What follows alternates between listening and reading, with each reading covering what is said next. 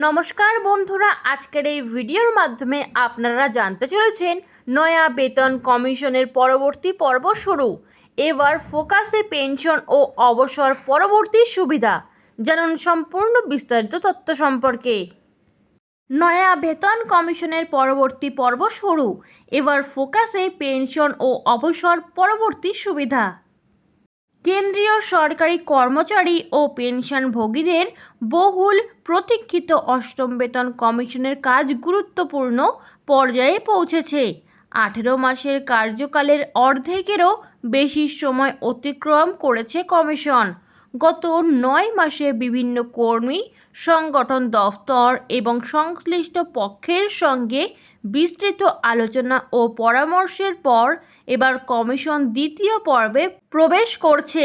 আগামী কয়েক মাসের বৈঠকে মূল গুরুত্ব পাবে পেনশন, অবসরকালীন আর্থিক সুবিধা এবং অবসর পরবর্তী সামাজিক সুরক্ষার মতো বিষয়গুলি।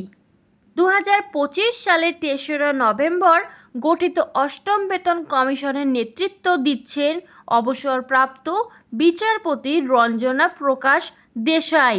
কমিশনের অন্য দুই গুরুত্বপূর্ণ সদস্য হলেন অধ্যাপক পুলক ঘোষ এবং সদস্য সচিব পঙ্কজ জৈন।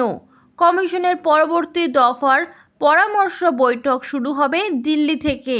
10ই আগস্ট পর্যন্ত রাজধানীতে বৈঠক চলবে। এরপর পর্যায়ক্রমে চেন্নাই, পুদুচেরি, চণ্ডীগড় এবং জয়পুরে বিভিন্ন কর্মচারী সংগঠনের প্রতিনিধিদের সঙ্গে আলোচনা হবে। জয়পুরে বৈঠকের সম্ভাব্য তারিখ 31শে আগস্ট ও 1 সেপ্টেম্বর। এই পরামর্শ প্রক্রিয়ায় জাতীয় পরিষদ যৌথ পরামর্শদাতা মঞ্চের জমা দেওয়া স্মারকলিপিকে অত্যন্ত গুরুত্বপূর্ণ বলে মনে করা হচ্ছে।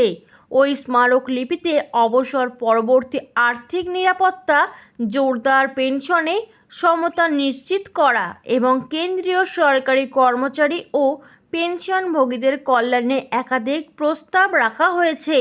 কমিশন সূত্রের মতে এই সুপারিশগুলির ওপরই আগামী বৈঠকগুলিতে বিস্তারিত আলোচনা হতে পারে। বিশেষজ্ঞদের মতে আগামী কয়েক মাস অষ্টম বেতন কমিশনের জন্য অত্যন্ত গুরুত্বপূর্ণ। বিভিন্ন সংগঠনের মতামত ও সুপারিশ পর্যালোচনা করার পর কমিশন চূড়ান্ত রিপোর্ট তৈরি করবে।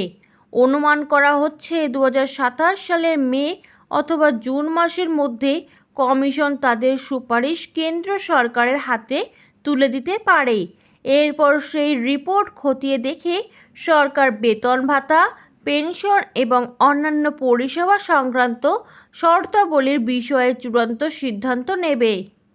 এদিকে NCJCM তাদের স্মারকলিপিতে পুরনো পেনশন প্রকল্প বা পুনর্বহালের দাবিও জানিয়েছে।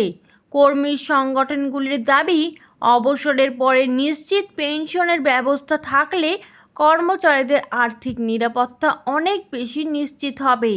পাশাপাশি বর্তমানে ন্যূনতম মাসিক পেনশন 9,000 টাকা থেকে বাড়িয়ে অন্তত 10,000 টাকা করার প্রস্তাবও দেওয়া হয়েছে।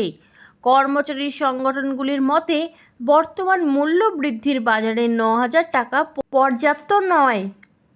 উল্লেখ্য, ভারতে সাধারণত প্রতি 10 বছর অন্তর একটি নতুন বেতন কমিশন গঠন করা হয়। সেই কমিশনের সুপারিশই পরবর্তী 1 দশকের জন্য কেন্দ্রীয় সরকারি কর্মচারীদের বেতন কাঠামো, ভাতা, পেনশন এবং অন্যান্য সুযোগ সুবিধার ভিত্তি নির্ধারণ করে। তাই অষ্টম বেতন কমিশনের প্রতিটি বৈঠক ও পরামর্শ প্রতিক্রিয়ার দিকে এখন কর্মচারী এবং পেনশনভোগী উভয় মহলেই কড়া নজর রয়েছে। এরকমই নতুন সরকারের নতুন এবং গুরুত্বপূর্ণ তথ্য সবার আগে পেতে চ্যানেলটি সাবস্ক্রাইব করে বেল বাটনটি প্রেস করে চ্যানেলটির সাথে যুক্ত থাকুন।